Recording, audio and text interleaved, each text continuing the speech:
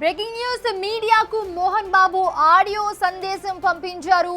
జరిగిన ఘటనపై బాధపడుతున్నట్లుగా మోహన్ బాబు తెలిపారు. జర్నలిస్టులను కొట్టాలని దైవ సాక్షిగా నేను అనుకోలేదు. విజయవాడలో ఒకప్పుడు నేను కూడా ఉద్యోగిని అని చెప్పారు. ఆయన కొట్టడం తప్పే, కానీ సందర్భాన్ని మీరు కూడా అర్థం చేసుకోవాలి అని చెప్పి మోహన్ బాబు ఒక ఆడియో నోట్ను విడుదల చేశారు. సో దానికి సంబంధించి మనం చూస్తున్నాము. జర్నలిస్ట్ని కొట్టాలని దైవ సాక్షిగా నేను అనుకోలేదు, కొట్టాలనే ఉద్దేశం కూడా నాకు లేదు. విజయవాడలో ఒకప్పుడు నేను కూడా ఉద్యోగిని, కొట్టడం తప్పే, కానీ సందర్భాన్ని మీరు కూడా అర్థం చేసుకోవాలి అని చెప్పి మోహన్ బాబు చెప్తూ ఉన్నారు. అందరికీ నమస్కారం. 2 రాష్ట్రాల్లో ఉన్నటువంటి తెలుగు ప్రజలకు, భారతదేశంలోనూ యావత్ ప్రపంచంలోనూ ఉన్నటువంటి తెలుగు మిగతా భాషలలోని అభిమానులకు, నా శ్రేయోభిలాషులకు, ఆత్మీయులకు, ప్రజాప్రతినిధులకు, 2 రాష్ట్రాల ముఖ్యమంత్రులకు, మీడియా ప్రతినిధులకు నా హృదయపూర్వక నమస్కారాలు. గత 4 రోజులుగా ఏమేమి జరుగుతున్నదని అందరికీ తెలుసు. ముఖ్యమంత్రులు కూడా తెలుసుంటుంది, ఎందుకంటే వాళ్ళు ఎన్నో సమస్యలతో తలమునకలై ఉంటారు. కానీ ఎవరో ఆయన పర్సనల్ సెక్రటరీస్ చెప్పుండొచ్చు. నా హృదయంలో ఉండే ఆవేదన ఏమిటంటే, కుటుంబ సమస్యల్లో ఎవరైనా పర్మిషన్ లేకుండా ఇతరులు జోక్యం చేసుకోవచ్చా? మీరే ఆలోచించండి. 100కి 100% అనాల్సిన అవసరం లేదు. కనీసం 95-99% కుటుంబ సమస్యలు ఉంటూ ఉంటాయి. అంటే మేమంతా నటులం కాబట్టి మా విషయాలు, పాపులర్గా ఉన్నటువంటి రాజకీయ నాయకుల విషయాలు, కొంతమంది ఉన్నవి లేనివి, లేనివి ఉన్నవి చెబుతూ ఉంటారు. చెప్పేవాడు కూడా ఆలోచించాలి, వాళ్ళ మనసులు, వాళ్ళ కుటుంబ సమస్యలు అని. ఇదంతా ప్రజలకు తెలుసు. కానీ ఎందుకులే మన పనులు మనం చేసుకుందాం అని అందరూ సైలెంట్గా ఉన్నారు. ఇప్పుడు ప్రజలకు కూడా, కొంతమంది రాజకీయ నాయకులు కూడా ఆలోచించుకోవాల్సిన విషయం. విజువల్స్ చూడండి, టీవీల్లో వస్తున్నాయి,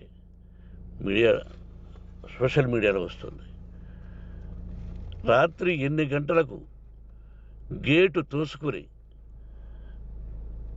నా బిడ్డ మనోజ్ కుమార్ వచ్చాడు.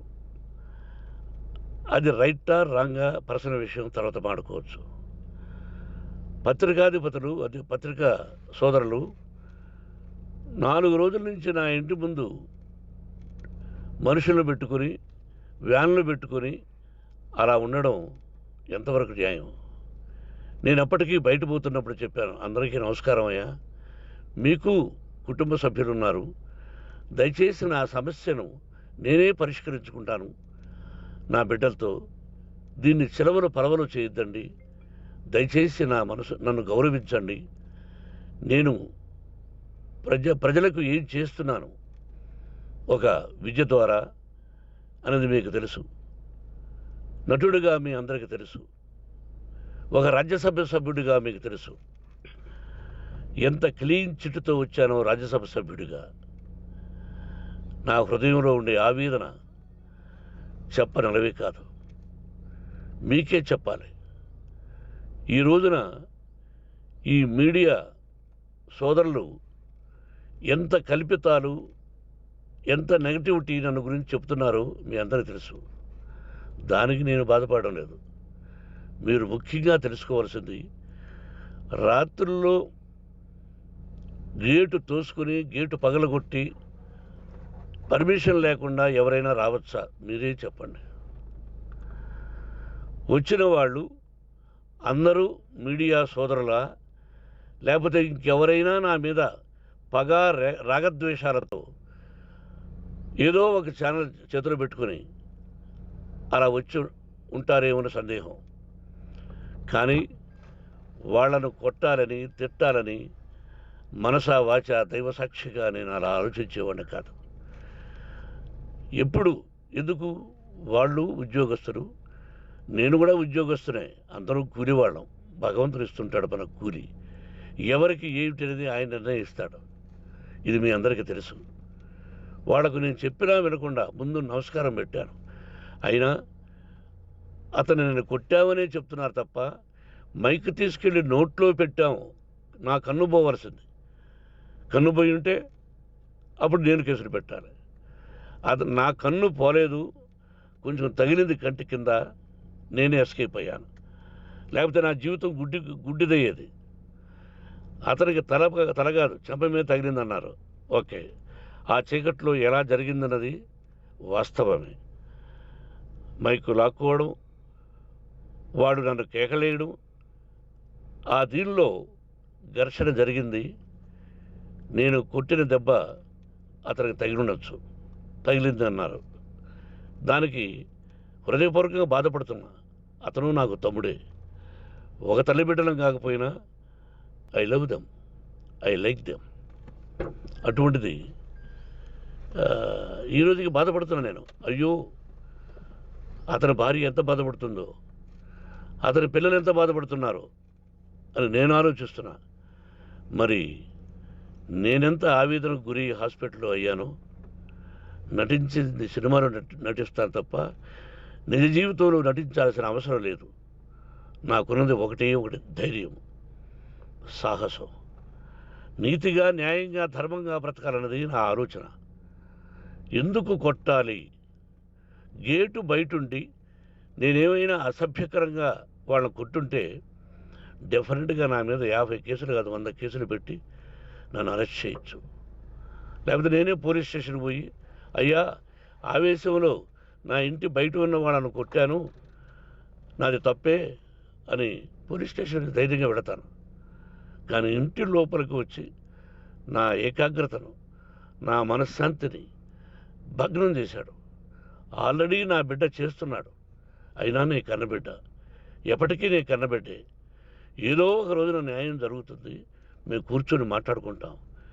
దీనికి మధ్యవర్తులు అక్కర్లే. కుటుంబ సమస్యలకు బయట వాళ్ళని పిలిపించి ఇలా చేయండి, మీరు ఇలా మాట్లాడండి అని చెప్పక్కర్లే. కట్టు బట్టలతో మద్రాసుకు వెళ్ళేవాడిని. ఆల్రెడీ మీకు చెప్పాను. పైసా లేకుండా కట్టుబట్టలతో, చెప్పులు సగం కింద అరిగిపోయి అలా వెళ్ళినవాడిని. మా తల్లిదండ్రులు అద్భుతమైన జన్మను ప్రసాదించారు. ఒక్క పైసా ఇవ్వాల. నా కష్టార్జితంతో నేను సంపాదించి ఈరోజు నేను కులమతాలకు అతీతంగా 25% ఫ్రీ ఎడ్యుకేషన్ ఇస్తూ, నా స్థాయిలో నాకు తగిన సహాయం చేసుకుంటూ, వరద బాధలు వచ్చినా, ఇంకోటి వచ్చినా, అన్నయ్య ముఖ్యమంత్రిగా ఉన్నప్పుడు కూడా ఎన్నో చేశాను. బట్ అవి మర్చిపోయి ఈరోజు కొట్టింది మాట్లాడుతున్నారు. ప్రజాప్రతినిధులారా, నా అభిమానులారా, తెలుగు ప్రజలారా, తమిళ, మలయాళం, కన్నడ అభిమానులారా, ఆలోచించండి. నేను చేసినది తప్పు, కొట్టినది తప్పు. ఏ సందర్భంలో కొట్టాల్సి వచ్చింది? మీ ఇంటికి దూరితే ఒప్పుకుంటారా? మీ ఏకాగ్రతను భగ్నం చేస్తే ఒప్పుకుంటారా? మీరే ఆలోచించండి. న్యాయాధిపతులు కానీ, ప్రజాప్రతినిధులు కానీ, అభిమానులు కానీ, వ్యాపారస్తులు కానీ, ఇదే మీడియా ప్రతినిధులు కూడా వాళ్ళ ఇళ్ళలోకి ఎవరైనా దూరి, ఏయ్ మమ్మల్ని గురించి ఇలా రాశావు అని ఆ ఇళ్ళల్లోకి ఒక 10 మంది వెళితే వాళ్ళు దండం పెట్టి పంపిస్తారా? ఏం చేస్తారు చెప్పండి? మీకు టీవీలు ఉన్నాయి, మాకు టీవీలు లేవు. నేను కూడా రేపు టీవీ పెట్టచ్చు. అది కాదు గొప్ప. నా హృదయపూర్వకంగా చెప్తున్నా, అతని మనసును బాధ పెట్టినా, అతను గాయమైన దానికి చాలా చింతిస్తున్నాను. చింతించే లాభం ఏమిటండి అంటే, మరి ఏం చేయాలి? మీరు చేసిందంటే మళ్ళీ చెప్తున్నా, అసలు అతను నిజంగా జర్నలిస్టా కాదా అని ఆ చీకట్లో నాకు ఎలా తెలుస్తుంది? టీవీ 9 అని నాకు ఎలా తెలుస్తుంది? ఏదో ఒక కంటి మీదకి ఒక మైక్ వచ్చింది, దానికి అబక్కం లాక్కున్నాను. ఇది వాస్తవమే, అసత్యం కాదు. అది టీవీ 9, ఆ టీవీ 9 మైక్నే లాక్కోవాలి. అది ఏంటండి? నేనేమన్నా మూర్ఖుడినా? వాళ్ళందరూ నాకు కావలసిన వాళ్ళే. ఈ రోజున ఆ రజనీకాంత్ అతను కూడా ఎన్నో ఫోన్లు నేను చాలా సందర్భాల్లో మాట్లాడున్నాను. ఇట్స్ లైక్ మై సన్నా లేకపోతే బ్రదరా అలా ఉంటాం. మరి ఈ విషయంలో మాత్రం మీరందరూ అంటే మీరు చేసినది తప్పు తప్పు అని మీరు ఒక్కరు అనలేదే. కానీ జర్నలిస్టు సోదరులు ఒక ఆడపడుచు, దాదాపు ఒక 5-6 మంది ఆడపడుచులు, ఒక 5-6 మంది సోదరులు వాళ్ళందరూ మాట్లాడారు. కొట్టడం తప్పైనా ఏ సందర్భంలో కొట్టవలసి వచ్చింది ఇవన్నీ క్లియర్గా మాట్లాడారు. అవన్నీ మీరు చెప్పరు. కాబట్టి పైన భగవంతుడు చూస్తున్నాడు. పోలీస్ అంటే నాకు ఇష్టం. ప్రజలను కాపాడవలసిన బాధ్యత వాళ్ళది, రక్షణ కల్పించవలసింది. నా విద్యాలయానికి కూడా ఐపీఎస్లు ఐఏఎస్లు అయిన విద్యార్థులు ఉన్నారు. వాళ్ళకు న్యాయం ధర్మం నేర్పించి పంపించాను నా ఇన్స్టిట్యూషన్లో. But they are perfect. కొంతమంది ఐపీఎస్లు ఐఏఎస్లు డీసీపీలు ఇలా చాలామంది ఉన్నారు. బట్ ఎక్కడెక్కడో పనిచేస్తున్నారు. వాడు నా బిడ్డలు. మరి వాళ్ళు కూడా పోలీసు ఉద్యోగస్తులే కదా, న్యాయంగా ఉన్నారు కదా. కానీ ఇక్కడ మాత్రం ఏకపక్ష నిర్ణయం ఏమి చేస్తున్నారో మీరే ప్రజలారా చూడండి, ఆలోచించండి. నేను న్యాయమా అన్యాయమా, నేను చేసింది న్యాయమా అన్యాయమా మీరే ఆలోచించండి. నా ఇంటికి తలుపులు బద్దలు కొట్టి రావడం న్యాయమా? మీరే చెప్పండి. ఎల్లప్పుడూ మీ ఆశీస్సులు కోరుకునే మీ మోహన్ బాబు. నమస్కారం. అందరికీ నమస్కారం. 2 రాష్ట్రాల్లో ఉన్నటువంటి తెలుగు ప్రజలకు, భారతదేశంలోనూ యావత్ ప్రపంచంలోనూ ఉన్నటువంటి తెలుగు మిగతా భాషలలోని అభిమానులకు, నా శ్రేయోభిలాషులకు, ఆత్మీయులకు, ప్రజాప్రతినిధులకు, 2 రాష్ట్రాల ముఖ్యమంత్రులకు, మీడియా ప్రతినిధులకు నా హృదయపూర్వక నమస్కారాలు. గత 4 రోజులుగా ఏవేమి జరుగుతున్నదని అందరికీ తెలుసు. ముఖ్యమంత్రులకు కూడా తెలిసి ఉంటుంది. ఎందుకంటే వాళ్ళు ఎన్నో సమస్యలతో. ఇదే అంశానికి సంబంధించి మరిన్ని అప్డేట్స్ అందించడానికి మా ప్రతినిధి హేమ జాయిన్ అవుతున్నారు. హేమ, మోహన్ బాబు ఏదైతే మీడియా ప్రతినిధులపై చేసిన దాడికి సంబంధించి ఒక ఆడియో రిలీజ్ చేశారు, మీరు విన్నారా? యష్ మౌనిష, అటు గత కొద్ది రోజుల నుంచి జరుగుతున్నటువంటి పరిణామాలన్నీ చూస్తున్నాము. ముఖ్యంగా మీడియా ప్రతినిధుల పైన, అంటే ప్రతిరోజు ఏదైతే వర్క్ ఉంటుందో వర్క్లో భాగంగా మోహన్ బాబు ఇంటి దగ్గరికి వెళ్ళినటువంటి మీడియా ప్రతినిధుల పైన దాడికి సంబంధించి కాసేపటి క్రితం, ఎగ్జాక్ట్గా 5 minutes క్రితం మోహన్ బాబు ఆడియో విడుదల చేశారు. అయితే ఈ ఆడియోకి సంబంధించి ఒక్కసారి ఏం మాట్లాడారో మనం చూసే కంటే ముందు, అసలు మోహన్ బాబు గత 2 రోజుల నుంచి ఎప్పుడైతే మీడియా పైన దాడి జరిగిందో అనంతరం హాస్పిటలైజ్ అయ్యానని చెప్పేసి, తనకి హెల్త్ బాగాలేదని చెప్పేసి హాస్పిటల్లో ఉన్నటువంటి సంగతి తెలిసిందే. కానీ ప్రస్తుతం ఆడియో చూస్తే మాత్రం హెల్త్ అంతా పర్ఫెక్ట్ అయినట్టుగా అయితే కనిపిస్తుంది. సో ఒక్కసారి ఏం మాట్లాడాడని చూస్తే మాత్రం ఇప్పుడు కూడా, అంటే ఆల్రెడీ మీడియా పైన దాడి చేసినందుకు మోహన్ బాబు పైన చాలా నెగిటివిటీ వస్తుంది. అటు అతని అభిమానులు కానివ్వండి, ప్రతి ఒక్కరు కూడా అసలు ఏ విధంగా మీడియా పైన దాడి చేస్తారు, అక్కడ కవరేజ్లో భాగంగా వచ్చారు కదా, మీ ఇంట్లో గొడవలు జరిగింది అక్కడ చూపించడానికి వచ్చినటువంటి మీడియా పైన ఏ విధంగా దాడి చేస్తారంటూ ఇప్పటికే చాలా నెగిటివిటీ వచ్చినప్పటికీ కూడా ఇప్పుడు కూడా మోహన్ బాబు కనీసం అరే నేను తప్పు చేశాను, నేను దాడి చేశాను, లేదంటే వచ్చినటువంటి మీడియా పైన నేను దాడి చేయడం తప్పు అని రిగ్రెట్ ఫీల్ అవ్వకుండా ఇంకా ఇప్పుడు కూడా అటు పోలీసులను ఇటు మీడియాని మళ్ళీ తిడుతూ, అంటే కనీసం ఒక రిగ్రెట్ ఫీలింగ్ లేకుండా మళ్ళీ అదే వర్షన్లో మాట్లాడడం మాత్రం నిజంగా అసలు ఆయన ఏమనుకుంటున్నారు, అంటే క్రమశిక్షణకి మారుపేరు చెప్పుకునే మోహన్ బాబు ఈ విధంగా ప్రవర్తించడం మాత్రం చాలా హాస్యాస్పదం అనే చెప్పుకోవచ్చు. మీరు ఆడియో వింటే కనుక ఆడియోలో మోహన్ బాబు చాలా క్లియర్గా చెప్పారు ఏంటంటే, నేను దాడి చేసింది తప్పే, కానీ ఏ సందర్భంలో చేశాను, నా ఇంట్లోకి అలా రావడం అది కరెక్టా మీరు చెప్పండి అని ఒక క్వశ్చన్ చేస్తున్నారు ఆయన. సో ఇప్పటివరకు మీరు చెప్పింది ఎగ్జాక్ట్లీ కరెక్ట్. మన సోషల్ మీడియాలో కానీ బయట కానీ ఇప్పటివరకు అందరూ చెప్తున్నది ఏంటంటే ఏది ఏమైనా కూడా దాడి చేయడం చాలా తప్పు అని. బట్ మోహన్ బాబు వర్షన్ తప్పే కానీ తప్పు కాదు అన్నట్టు చెప్తున్నట్టుంది ఆయన ఆడియో వింటే. మీకేమనిపించింది? ఎస్, అంటే ఆల్రెడీ ఆయననే ఒప్పుకున్నాడు, నేను మీడియా పైన దాడి చేయడం తప్పే, మళ్ళీ తప్పే కానీ అనేది ఉండదు. వన్స్ తప్పే అంటే అది తప్పే, ఎందుకంటే what ever the situation, what ever the circumstances, అక్కడ ఉన్నటువంటి సమయంలో పేషెన్స్ అనేది ఉండాలి.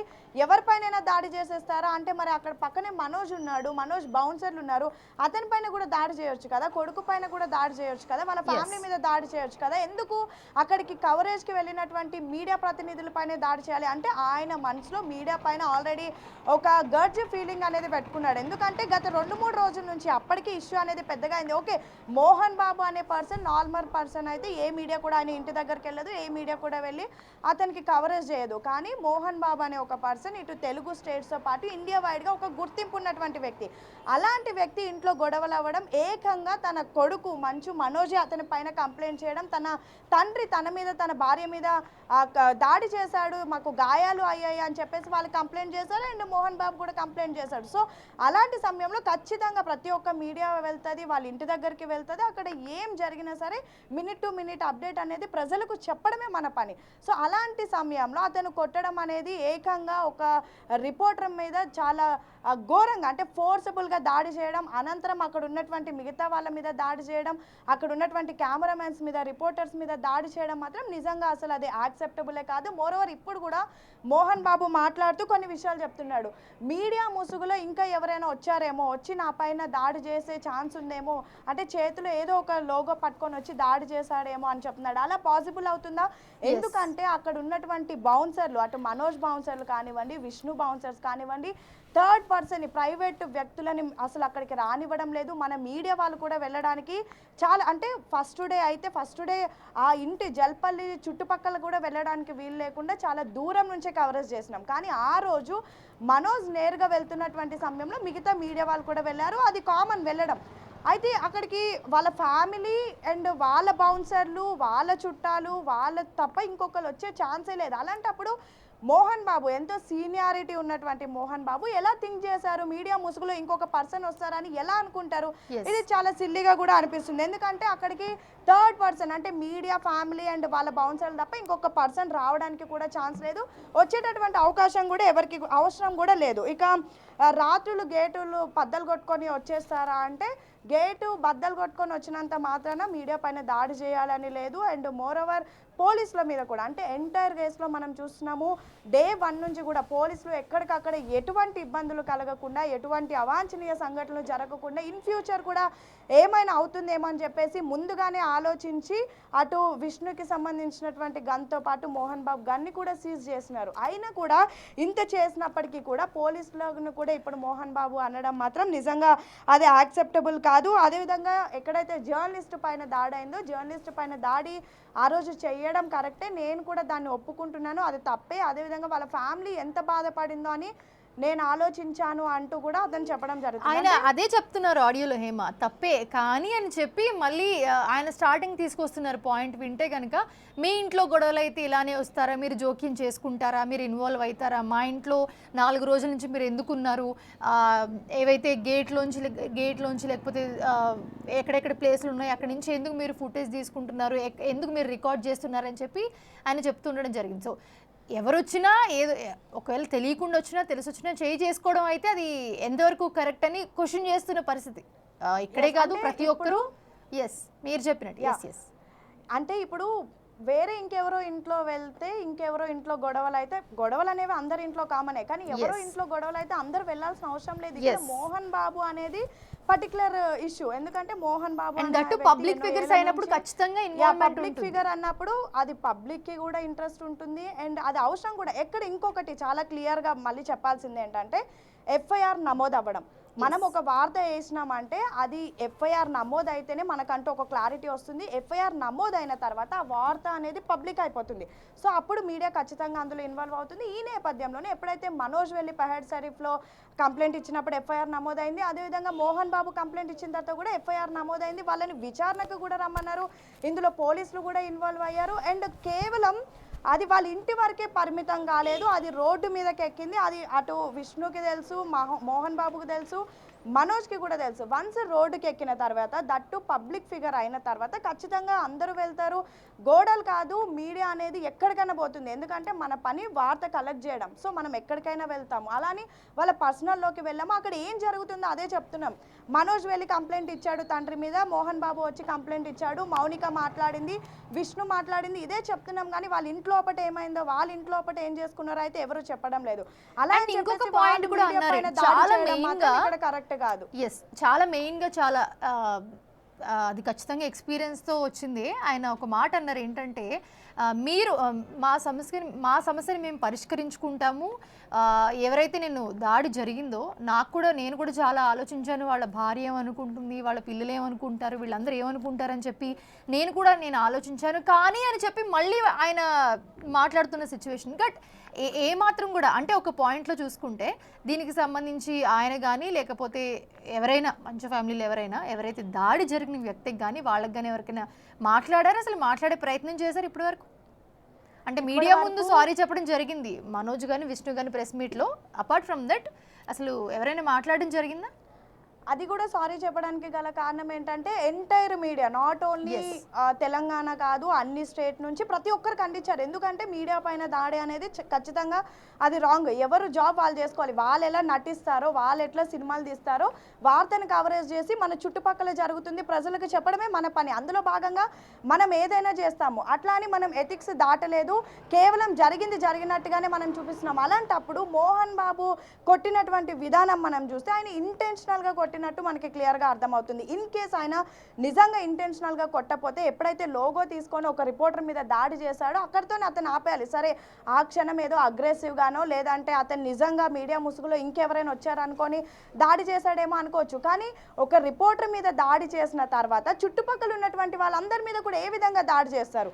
నిజంగా మీరు అక్కడ ఆ టైంలో ఇంటెన్షనల్గా కాకుండా యాక్సిడెంటల్గా జరుగుంటే మిగతా వాళ్ళ మీద కూడా ఏ విధంగా దాడి చేస్తారు అని ఒక్కసారి మోహన్ బాబు తనని తాను క్వశ్చన్ చేసుకోవాలి. అండ్ ఇంకొకటి ఇక్కడ డే 1 నుంచి చెప్తుంది ఏంటంటే, మా ఇంట్లో జరుగుతున్నటువంటి గొడవలను బయట పెడుతున్నారు, మా పరువు పోతుంది, ఇది అన్న తమ్ముల మధ్య గొడవ, మా ఫ్యామిలీలో గొడవ అని తను చాలా బాధపడుతున్నట్టు చెప్తున్నాడు. మరి ఒక మీడియా రిపోర్టర్ మీద కానివ్వండి లేదంటే మీడియా ప్రతినిధుల మీద కానివ్వండి దాడి చేసినటువంటి సమయంలో మరి వాళ్ళ ఫ్యామిలీ బాధపడరా? ఈ రోజు జరిగినటువంటి సిచ్యువేషన్ చూస్తే ఈవెన్ ఆ రోజు నేను అక్కడ సంఘటన స్థలంలో లేను, కానీ ఆ వార్త చూసి మా ఇంట్లో వాళ్ళు కూడా భయపడతారు. అట్లానే ప్రతి ఒక్కరు భయపడతారు. అంటే ఇన్ని రోజులు మీడియా అంటే కొంతమంది భయపడినటువంటి వాళ్ళు కూడా ఏకంగా మీడియా మీద దాడి చేసినటువంటి సమయంలో ఖచ్చితంగా ఎవరైనా భయపడతారు. రేపు జర్నలిజంకి రావాలంటే కూడా ఆలోచించాల్సినటువంటి పరిస్థితులు ఏర్పడుతున్నాయి. సో ఇంత చేసి కూడా వాళ్ళ ఫ్యామిలీ బాధపడుతుందేమో అని ఆలోచించి నేను చేసిందే తప్పు అంటూ కూడా మళ్ళీ తనను తాను సర్దిద్దుకోవడం, అదేవిధంగా తనే చేసింది ఏదో మంచి అన్నట్టు ప్రవర్తించడం మాత్రం అస్సలు కాదు. ఇప్పటికీ అటు 2 స్టేట్సే కాదు, ఇండియా వైడ్గా అటు మోహన్ బాబు దాడిని ఖండిస్తున్నారు. మోరోవర్ ప్రతి ఒక్కరు కూడా సోషల్ మీడియాలో యాక్చువల్లీ మనం ఎప్పుడు చూస్తాం మంచు ఫ్యామిలీకి ఎప్పుడు పబ్లిక్ నుంచి నెగిటివ్ వస్తూ ఉంటుంది, కానీ ఈ దాడి తర్వాత మాత్రం కంప్లీట్గా నెగిటివ్ అయిపోయింది. అండ్ మోరోవర్ ఇంత జరిగినా కూడా ఇప్పటి వరకు ఫ్యామిలీ నుంచి ఎవరు రెస్పాండ్ అవ్వకపోవడం కేవలం అంటే ఎవరైనా సరే తప్పు అనేది వెంటనే తెలుసుకోవాలి, క్షమాపణ అనేది వెంటనే చెప్పాలి తప్పు చేసిన తర్వాత. కానీ వన్స్ దాడి జరిగి ఆ రిపోర్టర్ హాస్పిటలైజ్డ్ అయ్యి మొత్తం ఎంటైర్ స్టేట్లో ఉన్నటువంటి రిపోర్టర్లు అందరూ అగైన్స్ట్గా ప్రొటెస్ట్ చేస్తే కానీ వాళ్ళు నిద్ర లేవలేదని చెప్పుకోవచ్చు. సో విష్ణు సారీ చెప్పినప్పటికీ, మనోజ్ సారీ చెప్పినప్పటికీ మోహన్ బాబు మాత్రం ఈరోజు ఆడియో రిలీజ్ చేస్తే ఒక్కసారిగా అందరం అనుకున్నాం ఓకే మేబీ ఎక్స్క్యూజ్ ఫీల్ అవుతున్నాడేమో, అతను చేసిన తప్పు అని తెలుసుకున్నాడేమో, రిగ్రెట్ ఫీల్ అవుతున్నాడేమో, అందుకే దాదాపు 11 నిమిషాలు ఆడియో రిలీజ్ చేశాడంటే ఓకే మొత్తానికి మోహన్ బాబు రియలైజ్ అయ్యాడు, లేట్గా అయినా సరే లేటెస్ట్గా రియలైజ్ అయ్యాడు అనుకున్నాం. కానీ అందులో కూడా అతనికి పాజిటివ్గా అసలు నేను ఏం తప్పు చేయలేదు, నేను శుద్ధపూసని అన్నట్టు మాట్లాడడం మాత్రం అసలు కరెక్ట్ కాదు. అండ్ మోరోవర్ ఇంత సపోర్ట్ చేసినటువంటి పోలీసులు ఇన్సిడెంట్ జరిగినప్పటి నుంచి ఈ రోజు వరకు కూడా నిన్న విష్ణు వెళ్ళి అక్కడ విచారణకు హాజరైనంత వరకు కూడా ప్రతిదీ పోలీసులు ఎటువంటి అవాంఛనీయ సంఘటనలు జరగకుండా ఎప్పటికప్పుడు కామ్ డౌన్ చేయడానికే ప్రయత్నించారు. మీడియా ప్రతినిధులు కూడా అంతే, తమ డ్యూటీ అది అక్కడ ఉన్నటువంటి కవరేజ్ చేసుకుంటూ వచ్చారు. అయినప్పటికీ కూడా మోహన్ బాబు రిగ్రెట్ ఫీల్ అవ్వకుండా ఈ విధంగా మాట్లాడడం మాత్రం నిజంగా ఇది మోహన్ బాబుకే చెల్లుతుంది అనుకోవచ్చు. Right, thanks for the updates Hema.